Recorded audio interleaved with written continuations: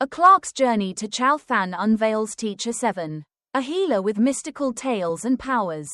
Back in the day, when I was still a government clerk, I was assigned to work in a place I had never heard of, Châu Thành. Tay Ninh. Starting from Saigon early in the morning, I boarded a crowded bus headed for Tay Ninh town. The rickety old bus, probably built when Napoleon was still a squad deputy, jolted and bounced along, spewing black smoke. Luckily, I left early and snagged a seat by the window. Through the window, I watched the scenery pass by: Hoc Morn, Siu Chi, Trang Bang, Go Dai, all unfamiliar names that filled me with a strange melancholy. Like wilted vegetables at the end of a market day. At kilometer marker 22, we hit an interprovincial checkpoint where the inspection team searched for smuggled goods, delaying us for hours. When the checks were done, the engine wouldn't start, so everyone had to get out and push the ancient De Soto for over 50 meters until it coughed back to life. Reluctantly rolling forward, sitting near the driver, his face blackened and sweaty, he wrestled with the steering wheel as if in a fight. The steering system was so worn that he spun the wheel furiously. And every gear shift was a battle. He'd grab a loose gear stick, shove it into the gearbox, and wiggle it until the gears screeched like a pig being slaughtered.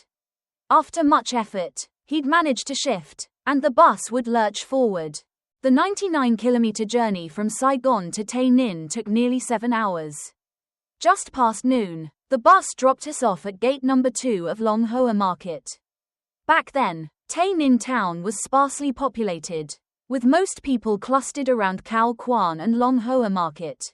The locals were predominantly Cao Dai followers, and for the first time, I witnessed a funeral procession with countless white Oro Dai robes and learned about the Bo Enna boat. At a roadside coffee stall near the market, I asked for directions to Châu Thành and learned there was only one bus left that day. Resigned to fate, you take the dusty road, and only with luck do you find fortune. As the kids in the city used to sing, I accepted my lot. At the coffee shop, I noticed a father and son, an old man, nearly 70, with a shaved head, and a skinny young man around 20. Their attire caught my eye: Southern-style Oro Vat Ho and loose brown pants, with a checkered scarf wrapped around their heads. But what struck me most was their gaze, calm, almost detached from the noisy bustle of the cafe, their eyes radiating an almost divine presence. I studied the old man, a habit instilled by my grandfather, who taught me to read people through the lens of physiognomy. If you weren't observant, you'd miss the subtle traits of this man. His sturdy build and broad shoulders hinted at exceptional strength, especially his hands, square-edged and scarred, perhaps those of a karate master.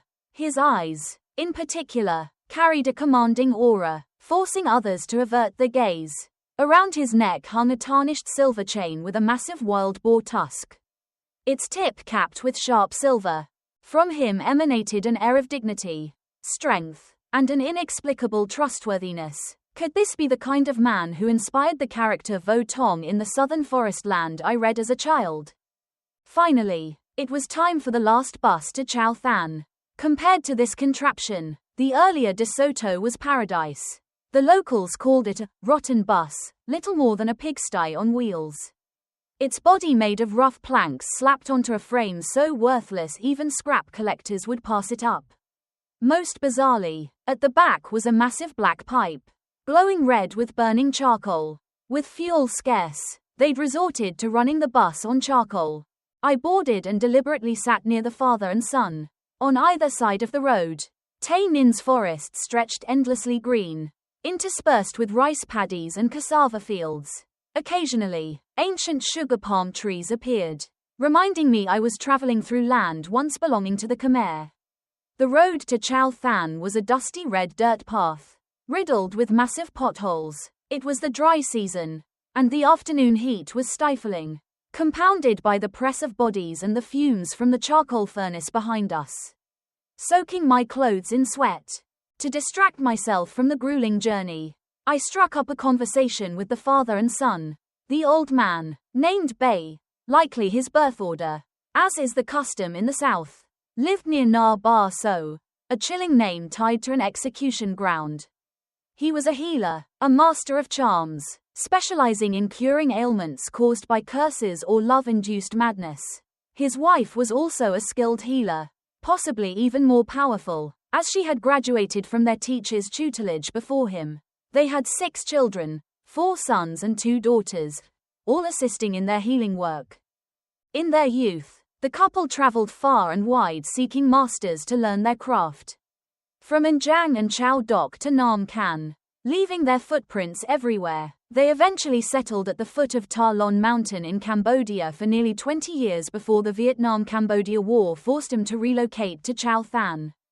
As dusk fell, the scenery grew desolate, with only occasional watch huts dotting the cassava fields like abandoned birdhouses. The area had little irrigated farmland, just endless cassava plantations, forests and fields intertwined along the route, with termite mounds rising like those in the Chumphon plains of Laos I'd once passed through. By nearly 7 p.m., the bus stopped at a roadside market called Phuc Tho. Prosperity was nowhere in sight, and I realized I had no place to sleep that night.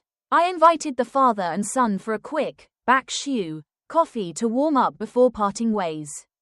The area had no electricity, so the cafe relied on harsh, blue-white Mang Zung lamps. As I sat down, I pulled out my work assignment letter to ask for directions to my agency.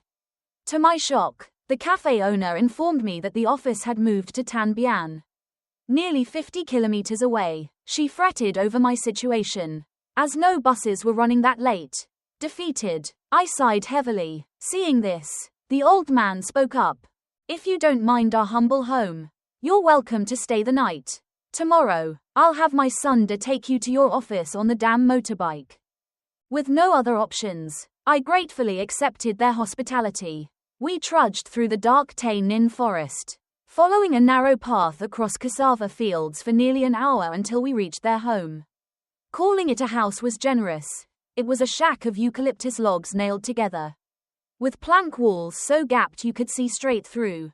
The most prominent feature was a wooden altar, adorned with Buddhist statues and strange, unfamiliar images on the walls. In front of the house was a wide, flattened dirt courtyard. Nearby stood a large shed with a long plank bed where people sat or lay scattered about.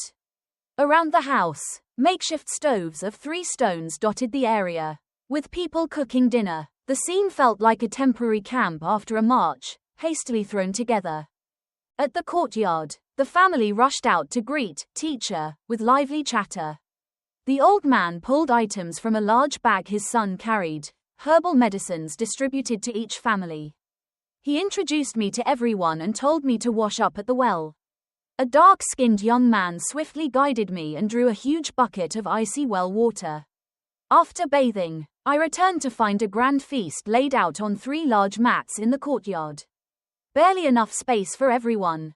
Banana leaves held heaps of chicken, sour fish soup, and dozens of clear rice wine bottles. The mismatched bowls and chopsticks added a humorous touch. Teacher 7 called out, "Hey, sit by me, let's drink and have fun." I cautiously took a spot as others made room. The single glass passed around faster than a spinning fan, and soon my head was buzzing, all exhaustion forgotten. As night deepened, the air grew chilly. Around the feast, people swapped stories, mostly about Teacher 7's miraculous healings. There was a girl, about 18, with fair skin, long hair, and lips red as a beauty queen. A local boy, secretly in love and unable to win her, paid a hefty sum to a Cha sorcerer to cast a love spell.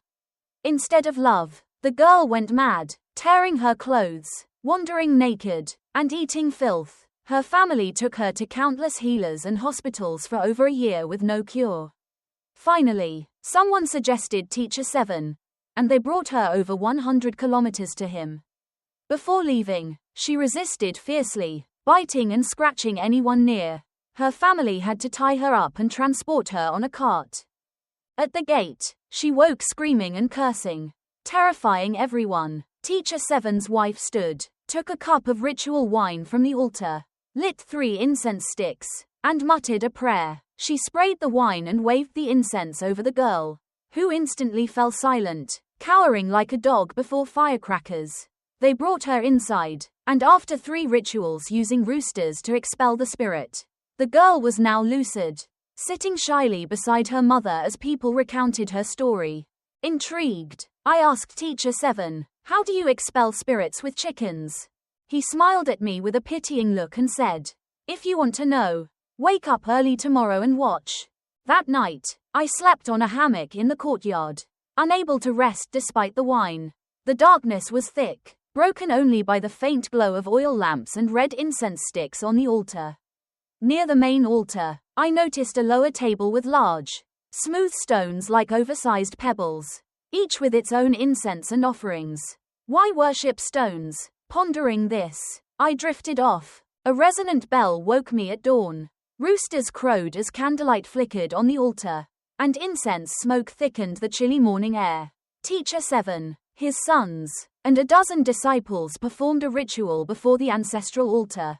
Pretending to sleep, I overheard Teacher 7's murmured prayers, invoking Buddhas, deities of rivers and mountains, forest and mountain gods, and a list of 12 Ta spirits: Ta Luke, Ta Hom, Ta San, Ta Sam, Ta Shay, Ta Gam, Luke Tak Ta Hom, Ta Lon, that son, Ong Luke Ta Ru, Ong Chua Leo, Ong Ta Du, and 72 great spirits I couldn't quite catch.